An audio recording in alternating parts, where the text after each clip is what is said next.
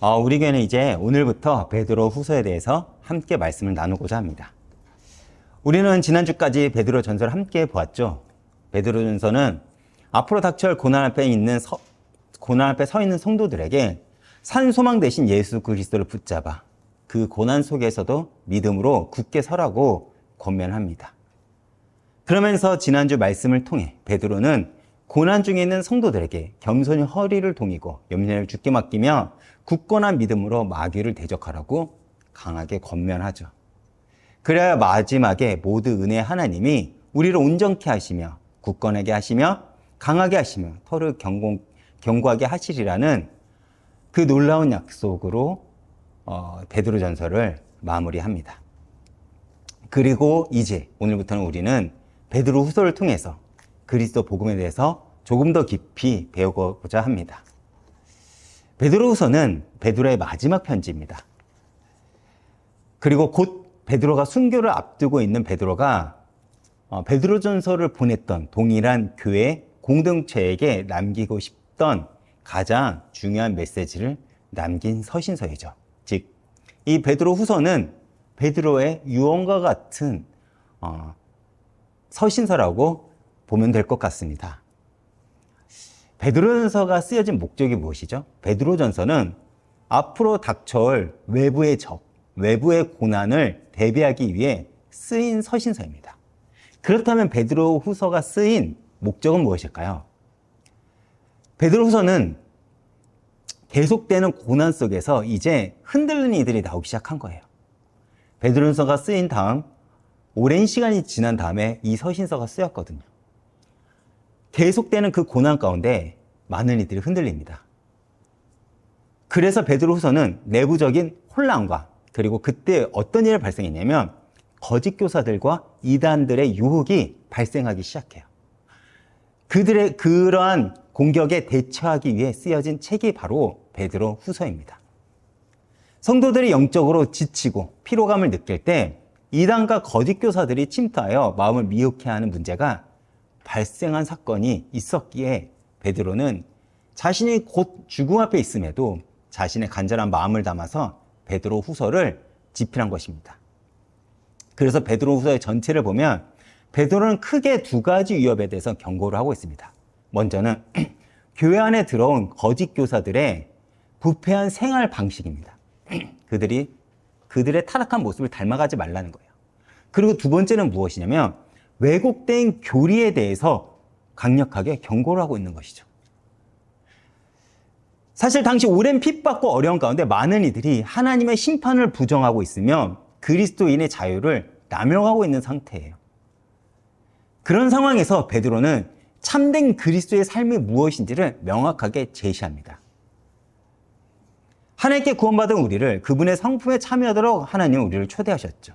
그리고 베드로는 현실의 고난 앞에 서 있는 이들에게 주님의 재림을 확신시키며 하나님의 심판과 새하늘과 새 땅에 대한 소망을 이 서신서를 통해서 제시합니다. 그래서 이런 전체적인 맥락 가운데 오늘 본문 1장 1절부터 4절 말씀은요, 이런 내부적인 혼란 속에서도 성도들에게 그리스도인의 신앙의 기초와 소망을 다시 한번 상기를 시키며 하나님께서 우리를 어떻게 그분의 성품에 참여하도록 초대하셨는지, 그리고 그것이 어떻게 가능한지를 알려주고자 합니다.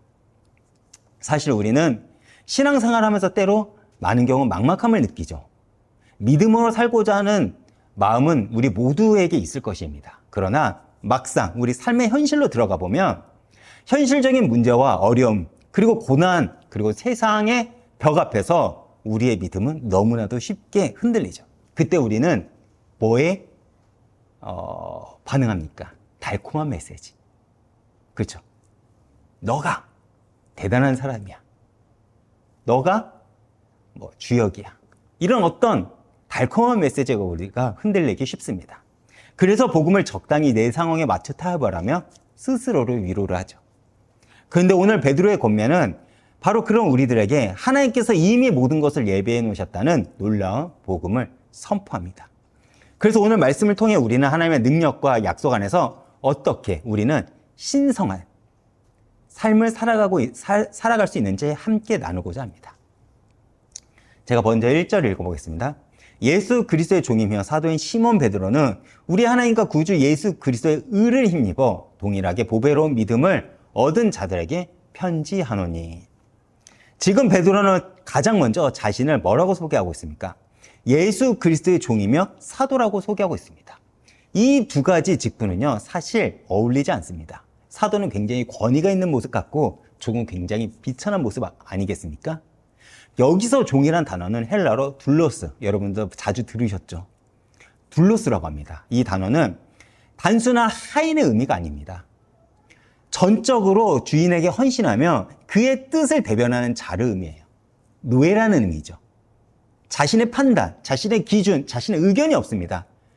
주인이 하라고 하면 하는 거고 하지 말라면 하지 마는 겁니다. 죽으라면 죽는 거고 살라고 하면 사는 것입니다. 먹으라면 먹는 거고 먹지 말라면 먹지 않는 것이 바로 노예의 삶이죠. 그 단어가 바로 둘러스, 종이란 단어입니다. 이 단어를 사용하면서 베드로는 자신이 누구라고요? 그리스도의 둘러스, 종이라고 소개하고 있는 겁니다. 즉 지금 베드로는 자신의 모든 권위와 정체성이 예수 그리스도로부터 나온다는 것을 분명히 밝히고 있는 것입니다. 우리는 지난주 베드로전서에서 베드로는 자신을 가리켜 뭐라고 소개하고 있었죠? 함께 된 장로라고 소개를 하면서 자신을 낮추며 겸손한 자세로 성도들에게 복음에 대해서 권면을 했습니다. 그리고 여기서도 마찬가지로 베드로는 자신은 그리스도의 종으로서의 그 정체성을 밝히며 겸손한 모습을 여전히 보이고 있죠. 그리고 또 자신을 뭐라고 소개하고 있죠? 사도라고 소개하고 있습니다. 사도는 또 어떤 의미를 갖고 있습니까? 바로 사도는 그리스도로부터 보냄을 받은 자의 의미를 가지고 있습니다. 이는 자신은 그리스도의 종으로서 이 땅에 보내시고 구속하신 그분의 뜻에 따라 나의 인생 모든 걸음이 그분께 맞춰졌으며, 그래서 베드로는 자신이 가진 사도의 권위조차 섬김의 권위임을 분명하게 밝히고 있는 것입니다. 그리고 뒤이어 베드로는 자신을 뭐라고 이야기하죠? 자신의 이름을 어떻게 부릅니까? 시몬 베드로라고 합니다. 이렇게 말하면 웃기잖아요. 박재균. 나는 박재균이야 라고 하면 굉장히 우습지 않습니까? 이런 식으로 자신을 시몬 베드로라고 그의 원래 이름과 사도적 이름과 함께 상하면서 자신을 소개하고 있는 거예요. 어떤 의미를 가지고 있을까요? 이는 교회 자신이 어부일 때 주님께서 자신을 부르셨던 기억을 하고 있는 거예요. 내가 어떤 존재인지, 내가 어떤 모습으로 있었을 때 하나님께서 나를 부르셨는지를 기억하고 있는 것입니다. 그러면서 동시에 자신은 예수님의 제자라는 그 사도적 권위를 드러내고 있는 거예요. 즉, 종과 사도라는 호칭은 베드로의 겸손과 함께 나는 하나님의 대행자로서의 그 권위를 지금 강조하고 있는 것입니다. 내가 그냥 너희에게 권면하는 것이 아니라 내가 너희를 섬기고는 있지만, 누구보다 나는 겸손한 자지만 하나님께서 나에게 사도라는 권위를 주었으니 나는 말씀으로서 너희를 양육한다는 그런 의미를 가지고 있는 것이죠. 이렇게 쉽게 이해할 수 있어요. 저는 박재균 목사이죠. 사실 저의 당연한 자세는요, 겸손한 모습으로 우리 이음교회 성도님들과 우리 이음교회를요 섬겨야 됩니다. 끊임없이 섬겨야 되죠. 종의 모습으로서요. 그러나 목사의 권위를 가지고 여러분들에게 말씀을 가르쳐야 하는 그 사명 역시 저에게 있습니다. 무슨 말인지 아시겠죠? 이렇듯 베드로는 자신이 어떤 존재인지를 분명히 밝힌 다음 편지를 받는 이들에게 뭐라고 부르고 있냐면 동일하게 보배로운 믿음을 얻은 자들이라고 부르고 있어요. 동일하다. 어떤 의미를 가지고 있죠? 동등한 가치를 가진 이들이라는 의미를 가집니다. 다시 말해 자신의 믿음과 너희들의 믿음이 다르지 않다는 거야. 똑같다는 것입니다. 동일하다는 것이죠. 사실 이는 굉장히 놀라운 선언이에요. 믿음에는 계급이 없다는 것입니다. 당시 베드로는 어떤 존재였죠? 예수님의 수제자입니다. 사도 중에 사도였습니다.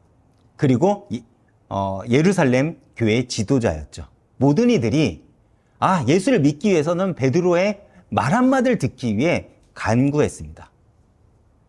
베드로만큼 예수님께 가까이 갔던 인물도 없죠. 불신앙도 했지만 그는 예수님의 가장 곁에 서서 수많은 예수님의 이적과 기적을 체험했으며 무리까지 걸었던 인물이에요. 그래서 베드로의 믿음은 누구보다도 크고 훌륭하다고 누구나 다 생각을 했었을 것입니다. 그런데 지금 베드로는 뭐라고 얘기를 하고 있죠? 목사든 성도든 오래 믿은 사람이든 이제 막 믿기 시작한 사람이든 모두 하나님께서는 동일한 믿음을 주셨다는 거예요. 모두가 보배로운 믿음을 소유하고 있다고 지금 선언하고 있는 것입니다. 그런데 우리는 어떻습니까? 큰 교회 목사이면 그 사람은 믿음이 정말 큰 사람이야. 큰 믿음이야. 그 사람의 믿음은 정말 커. 혹은 이적과 기적이 많은 간증거리가 있으면 저 사람은 굉장히 믿음이 커. 어떤 사람의 얘기를 들어보면 우리는 그렇게 쉽게 생각하지 않습니까? 근데 그게 아니라는 거예요. 하나님께서 모든 이들에게 동일하게 보배로운 믿음을 주셨다고 베드로 사도는 우리에게 소개하고 있는 것입니다. 그래서 어떤 이들의 간증과 어떤 이들의 어떤 그런 것들에 내가 흔들릴 필요가 없다는 거예요.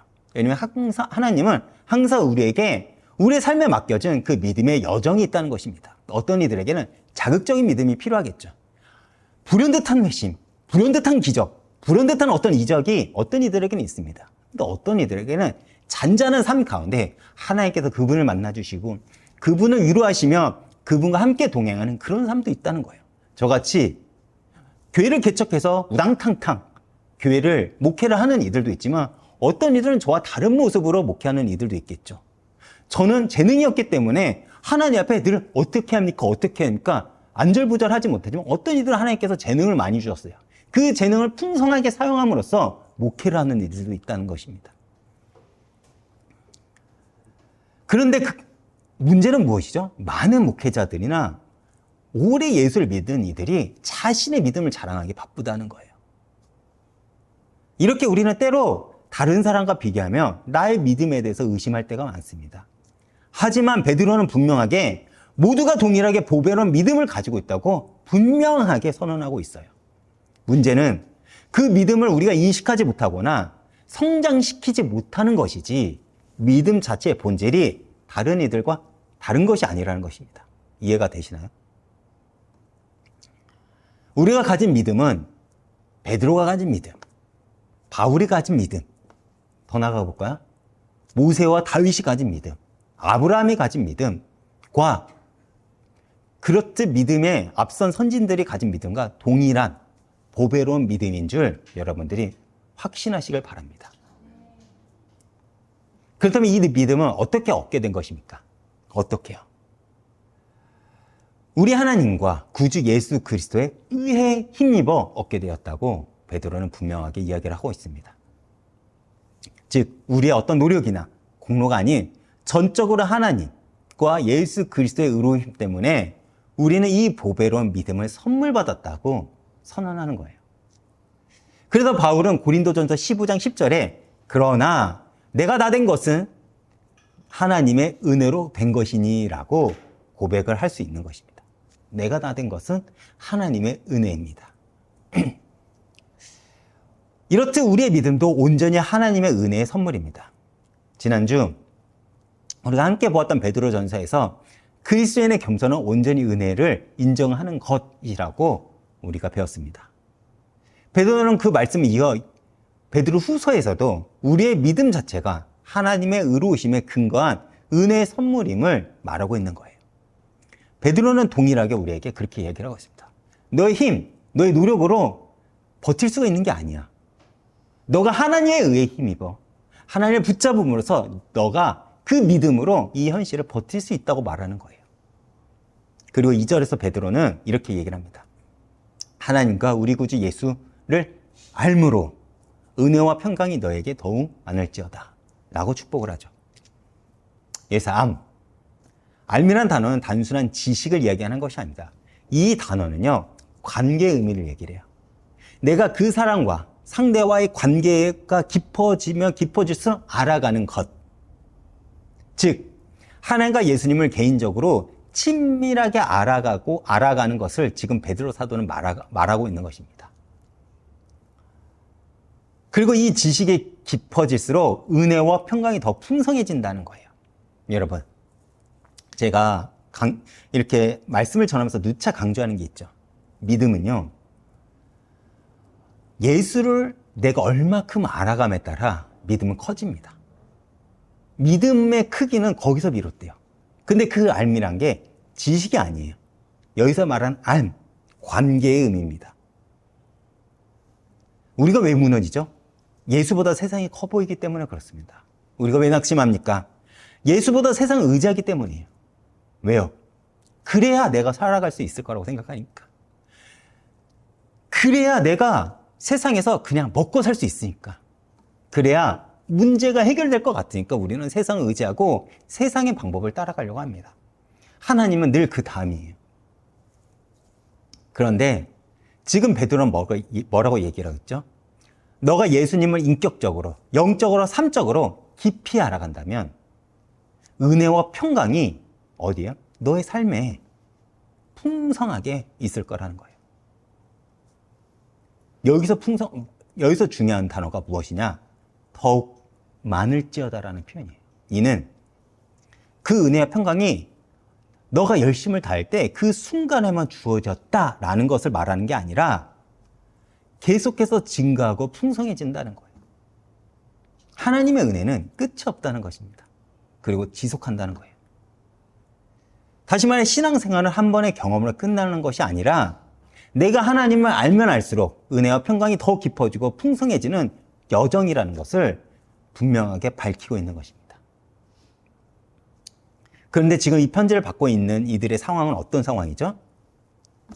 죽음이 도사리고 있고 그 고난이 오래된 고난 앞에서 흔들리고 무너지고 있는 상황입니다. 그런데 베드로는 그런 이들이 오히려 예수님을 더욱 알아가고 있다고 축복의 말을 하고 있는 거예요. 이게 여러분 상식적으로 이해가 되십니까? 사실 우리는 내가 원하는 축복, 내가 원하는 응답이 오면 우리는 더 예수를 잘 믿고 알아간다고 우리는 생각할 수 있어요. 그러나 많은 경우 우리는 고난 앞에서 신앙을 진지하게 고민하며 우리의 신앙을 성찰하는 과정을 겪죠. 그 과정 속에서 우리의 믿음은 성장하게 됩니다. 하나님이 나를 부르신 이유가 무엇인지, 하나님께서 이 땅 가운데 내가 어떻게 살아가는지 원하는지, 나의 중심과 나의 목표가 무엇을 향하고 있는지, 나의 기준은 무엇인지. 사실 많은 그리스도인들이 은혜와 평강을 경험하지 못한 이유는 바로 여기 있어요. 하나님을 제대로 알지 못하기 때문에 그렇습니다. 우리가 왜 성경을 보죠? 성경 속의 하나님을 알기 위해서요. 근데 많은 이들이 성경을 보지 않고 하나님을 안다고 얘기를 합니다. 많은 이들이 반응하는 하나님이 어떤 하나님입니까? 성경에서 말하는 하나님이 아니에요. 어떤 하나님이죠? 내가 상상하는 하나님, 내가 원하는 하나님, 바로 우상입니다. 말은 하나님이라고 하지만 나만의 금송아지를 만들어 그 우상을 섬기고 빌고 바라면서 저분은 하나님이고 나를 구원해 주실 분이야 라고 우리가 마치 출애굽한 이스라엘처럼 외치고 있지 않는지를 우리는 돌아봐야 돼요. 복음은 언제나 십자가와 죽음 그리고 부활이 함께 있습니다. 그러나 우리는 영광의 복음만 너무나도 바라고 있는 것이 아닌가, 우리 스스로를 돌아봐야 되겠죠. 그러나 하나님이 어떤 분인지, 예수님이 나를 위해 무엇을 하셨는지를 깊이 알아갈 때 우리의 삶의 은혜와 평강은 풍성하게 넘치게 될 것입니다. 제가 이어 3절을 보겠습니다. 그의 신기한 능력으로 생명과 경건 속에 속한 모든 것을 우리에게 주셨으니 이는 자기의 영광과 덕으로서 우리를 부르신 이를 알므로 말미암으니라. 여기서 안다는 얘기가 나오죠. 여기서 베드로는 뭐라고 얘기합니까? 이미, 과거형이죠. 미래형이 아닙니다. 현재형도 아니에요. 이미 주셨다고 합니다. 무엇을요? 생명과 경건에 속한 모든 것을 우리에게 주셨다고 선언합니다. 여기서 모든 것은 또 무엇을 말하는 걸까요? 너가 열심히 하면, 더 열심히 하면 줄 거라는 것이 아닌 내가 너를 부르는 순간 내가 이미 너에게 모든 걸 주었다고 베드로는 이야기를 하고 있는 거예요.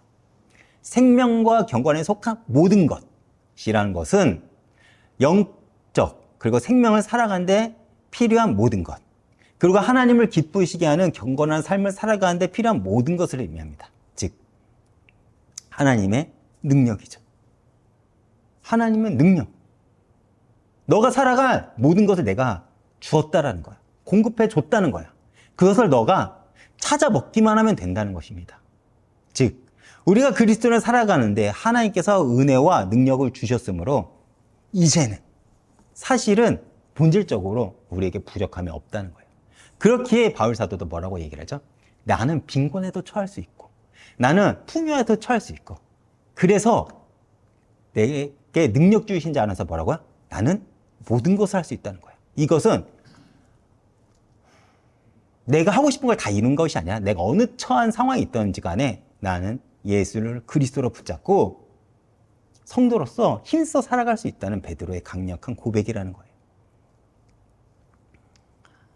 그런데 우리는 계속해서 남과 비교하며 나의 부족함을 찾습니다. 물론 우리는 계속해서 성장해야 되고 더 깊은 은혜를 경험해야 되죠. 하지만 베드로는 하나님께서 우리에게 이미 모든 것이 주어졌다고 말하고 있는 것이에요.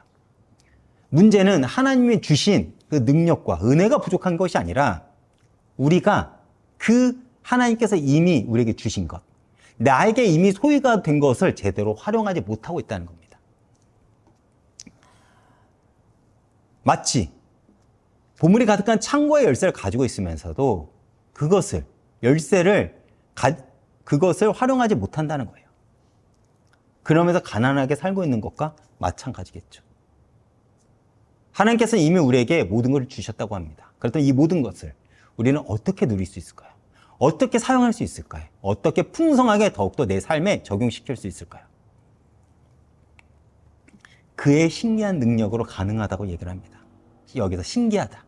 성경에서 신기하다라는 표현이 굉장히 낯설죠?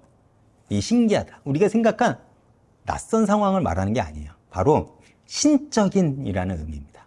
다시 말해, 더 정확한 표현이면 뭐냐면 하나님께 속하다라는 의미를 가지죠. 즉, 너가 하나님께 속한 자라면 하나님의 능력을 너희가 소유하고 활용할 수 있다는 거예요. 그것을 너희들이 알고 인지하고 누리라는 것입니다. 하나님의 능력은 우리의 삶의 모든 영역에서 역사하고 있어요. 그리고 이 능력은 자기의 영광과 덕으로서 우리를 부르신 이를 알므로 말미암아 역사합니다. 여러분, 하나님은 우리를 부르신 목적이 무엇이죠? 오늘 본문을 근거로 얘기를 하면요, 이 땅에 그분의 영광과 덕을 나타내는 거예요. 이 땅에 그분의 영광과 덕을 나타내는 거. 그리고 우리가 그런 하나님을 알아가면 알아갈수록 그분의 능력이 우리의 삶에 더 풍성하게 나타나며 하나님의 영광과 덕이 세상에 그렇게 할 때 드러난다는 겁니다. 그러나 문제는 무엇이냐? 우리는 하나님을 알므로 하나님의 영을 세상의 영광과 하나님의 능력을 세상에 드러내는 것이 아닌 세상의 권세와 힘으로 우리는 세상을 장악하려고 하죠. 그래서 하나님의 신성한 성품을 닮아가려는 우리의 모습이 아닌 세상의 그 폭력적인 방법으로 우리는 세상과 대적을 합니다. 그렇잖아요. 오늘날 교회 현실을 보면 사랑이 없어요. 용서도 없어요. 긍휼도 없어요. 은혜도 없습니다. 나와 이념이 다르고 생각이 다르고 방향이 다르면 적이에요. 오늘날 교회의 현실이죠. 그것을 베드로 사도는 철저하게 배척하고 있다는 것입니다. 그런 모습을 가지고 있는 교회에 갈수록 맛을 잃게 된 것이며 세상에서 버림받게 되는 거예요. 이게 말이 됩니까? 교회를 설립하고 교회를 세우는 일이 세상 사람들에게는 혐오의 대상이 된다는 게 말이나 되나요? 우리는 빛이고 소금이잖아요. 근데 왜 세상 사람들에게는 썩어질 것으로 우리는 역임을 받고 있을까요? 우리는 그 사실을 인지해야 됩니다. 여기서 영광이란 단어는 하나님의 영광스러운 본성을, 덕이란 단어는 하나님의 탁월하심과 하나님의 그 은혜의 덕성을 의미해요. 즉, 우리가 복음을, 예수를, 하나님을, 성령을 알아감이 깊어질수록 하나님을 향한 그 신기한 능력이 우리의 삶에서 더욱더 풍성하게 역사할 거라는 거예요. 그래서 하나님을 알아감에 몸부림치시길 바랍니다. 하나님을 붙잡고 기도하시길 바라요. 정말로 붙잡고 기도하시길 바랍니다. 삶이 막혔습니까? 무너졌습니까? 낙심됩니까? 나의 모든 능력이, 내가 좌절을 지금 경험하고 있습니까? 그래서 하나님께 돌아와서 엎드리세요. 기도하세요. 하나님을 알기를 힘쓰시길 바랍니다. 왜요? 이 안에 모든 능력이, 이 안에 모든 하나님의 모든 것이 담겨있기 때문에 그렇습니다. 그렇게 주님을 알아가는 것에 매달리시길 바랍니다. 왜 이렇게 약속을 주셨음에도 우리는 하나님을 알아가려고 몸부림을 치지 않을까요? 사실은 당장 우리 눈에 보이는 세상이 더 가깝게 느껴지기 때문에 그래요. 하나님의 말씀은 내가 느끼기에 너무나도 추상적이기 때문에 그렇습니다. 그래서 소용없어 보이죠. 사실 당시 성도들이 당한 현실은 오늘날 우리들의 현실보다 덜 힘들지는 않았을 거예요. 그렇죠? 곧 죽음의 위협이 닥쳐올 그때, 그러나 베드로는 지금과 동일한 메시지를 선포하고 있어요. 너에게 이미 능력이 주어졌다. 예수를 더욱더 알아가라. 얼마나 말도 안 되는 소리입니까? 그러나 그 베드로가 선언할 수 있는 이유는 분명하게 베드로는 알았거든요. 체험했거든요. 베드로는 분명하게 확신했거든요. 죽음의 두려움보다 하나님이 주신 능력이 더 크다는 것을요. 하나님의 신기한 능력이 이미 우리에게 역사하고 있고 우리에게 필요한 모든 것이 이미 주어졌으니 우리가 해야 할 일은 그 능력을 신뢰하고 의지하는 것, 이것이 당시나 지금 우리에게나 동일하게 적용돼야 됩니다. 지난주 베드로 전서에서 베드로는 뭐라고 얘기를 했죠? 염려를 다 주께 맡겨 버려라 했던 것처럼 우리는 우리의 자신의 능력에 의지하지 말고 이미 우리에게 주어진 하나님의 신기한 능력을 의지해야 됩니다. 제가 4절로 결론을 맺겠습니다. 4절을 제가 읽어보겠습니다. 이로써 그 보배롭고 지극히 큰 약속을 우리에게 주사, 이 약속으로 말미암아 너희가 정욕 때문에 세상에서 썩어질 것을 피하여 신성한 성품에 참여하는 자가 되게 하려 하셨느니라. 제가 이 단어, 이 베드로 후서 1장 4절 때문에 제가 베드로서를 여러분들 앞에 소개하고자 한 것입니다. 신성한 성품을 소개하고 싶어서요. 하나님은 지금 우리에게 보배롭고 지극히 큰 약속을 주셨다고 이야기를 합니다. 이 약속들은 무엇일까요? 단순히 미래에 이루어질 만한 막연한 희망을 이야기하는 것이 아닙니다. 지금 베드로가 선언한 이 약속은 지금까지 성경에서 말한 모든 약속, 즉 구원의 약속, 성령의 약속, 영생의 약속, 하나님의 도우심의 약속, 성화의 약속, 그리고 영화의 약속 등 하나님께서 우리에게 허락하신 모든 영적인 유산과 약속을 의미하는 거예요. 그리고 이는 우리의 삶의 현실을 변화시키는 살아있는 능력이라고 합니다. 하나님께서 나에게, 우리에게 무엇을 약속했는지 알아야 우리가 그 청구서를 주님 앞에 내밀 수 있지 않겠습니까? 그래서 우리는 알아야 된다는 거예요. 배워야 된다는 것입니다. 그래서 지난주 베드로전서에서 모든 은혜의 하나님이 우리를 온전케 하시며 굳건하게 하시며 강하게 하시며 털을 견고하게 하시리라 한 것도 바로 이런 하나님의 약속을 근거로 한 베드로 사도의 선언이라는 거예요. 그리고 이 약속은 단순한 희망사항이 아닌 반드시 성취될 거라는 것입니다. 그 증거가 뭐냐? 곧 사라질 것만 같던 그 2000년 전에 시작된 복음이 지금 우리에게도 역사하고 있지 않습니까? 사실 당시 로마 제국에서 보면 한 줌이에요. 한 줌. 그러나 그 능력이 얼마나 크냐? 로마 제국을 무너뜨렸고 전 세계에 예수 그리스도의 복음을 증거하는 역사를 남겼습니다. 사실 우리가 기대하는 응답은 어쩌면 세상의 재물과 명예 그리고 권력일 것입니다. 그러나 베드로는 분명히 하나님의 약속은 보배롭고 지극히 큰 약속임을 확신합니다. 그것을 알기에 당시 수많은 그리스도인들이 이제 닥칠 죽음 앞에서도 타협하지 않았고 더 나아가 하나님을 고백하면 순교의 자리까지 갈 수 있었던 거예요. 이들이 우리보다 신학적 지식이 있었을까요? 이들이 우리보다 성경을 더 많이 알았을까요? 이들이 우리보다 고난이 덜했을까요? 아니에요.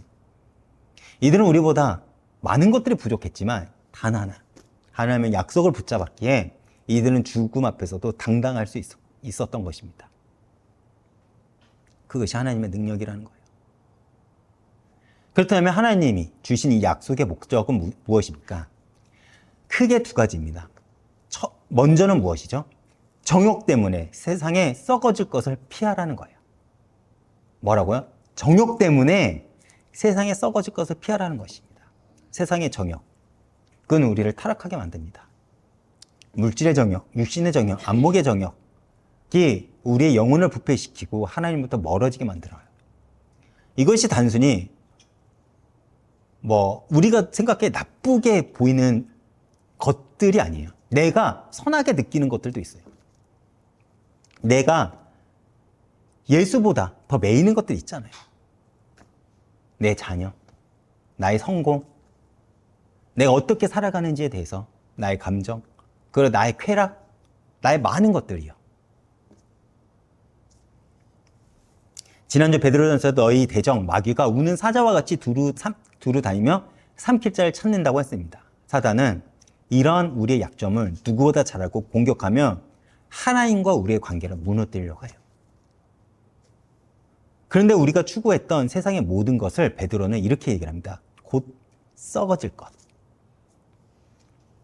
이는 단순히 죄를 짓는 것을 넘어 영혼이 부패하고 썩어가는 것을 의미합니다.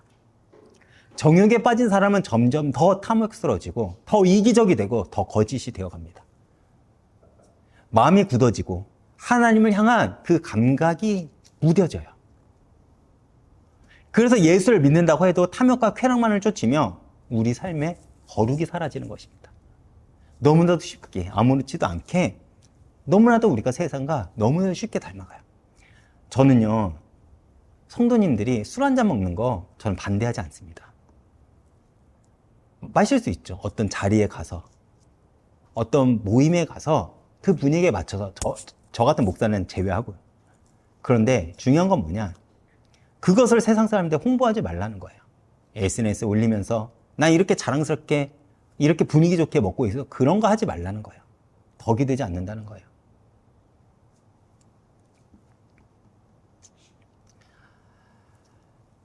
그렇다면 우리는 어떻게 영이 썩지 않을 수 있을까요? 성경을 통해, 말씀을 통해, 예배를 통해, 기도를 통해, 영적 생활을 통해 하나님이 약속한 것을 붙잡고 우리가 살아갈 때 우리는 세상의 썩어짐으로부터 보호를 받을 수 있다는 것입니다. 하나님의 약속은 단순한 지식이 아닌 능력입니다. 그리고 그 약속을 믿고 붙잡을 때 하나님의 능력이 우리를 보호하고 지켜주신다는 거예요. 그리고 두 번째, 신성한 성품에 참여한 자가 되게 하기 위해서입니다. 이게 중요해요. 이게 오늘 말씀의 핵심입니다. 이는 너가 구원을 받았으면 신성한 성품을 요구받게 된다는 거야. 그리스도인으로서 당연한 자세라는 것입니다. 이것은 구원받은 성도로서 책임이면서 동시에 우리가 하나님 성품에 참여할 수 있다는 놀라운 특권이기도 합니다. 물론 이것이 우리가 하나님이 된다고 그 신적인 능력을 소유한다는 것을 의미하는 것은 아니에요.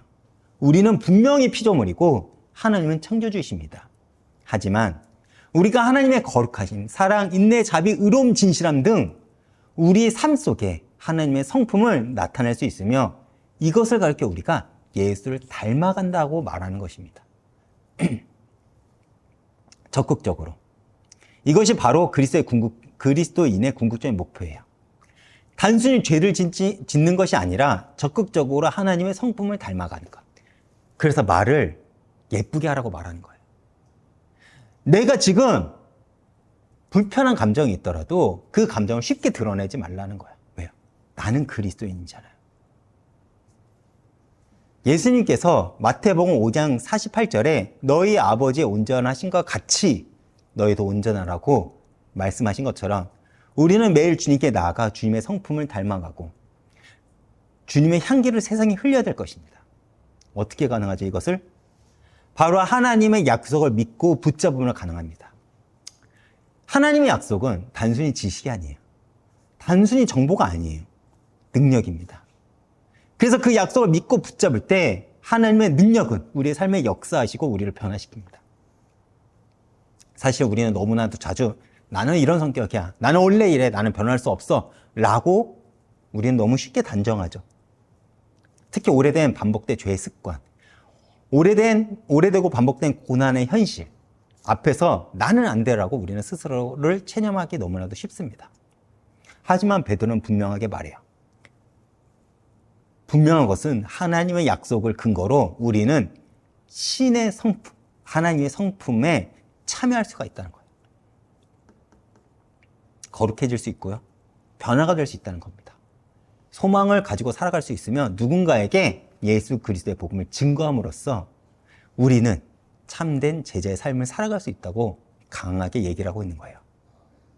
하나님의 약속을 붙잡고 사는 사람은 계속해서 변화하고 성장하며 그리스도를 닮아갑니다. 이것이 능력이지 않겠습니까? 이것은 우리의 노력이나 의지로 되는 것이 아니라 하나님의 약속의 능력으로 가능하다는 거예요. 그리고 제가 다음 주에는 본격적으로 신성한 성품에 참여하는 자들의 그 구체적인 모습들에 대해서 알아가고자 합니다. 오늘 이 말씀을 기억하시면서 한 주간도 하나님의 보배롭고 지극히 큰 약속을 붙잡고 그 약속의 능력으로 말미암아 세상의 썩어짐을 이기며 신성한 성품에 참여하는 승리된 날들이 되시기를 주의 이름으로 축복드립니다.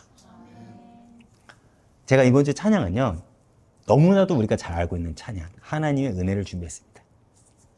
우리가 어떻게 이 막막한 현실을 버텨낼 수 있을까요? 하나님의 은혜가 있으면 가능합니다. 당시 그리스도인들은 곧 닥칠 환난과 죽음의 위험, 그리고 교회 안에 파고드는 거짓 교사들로 인해 믿음이 흔들리는 절망적인 현실 속에 있었어요.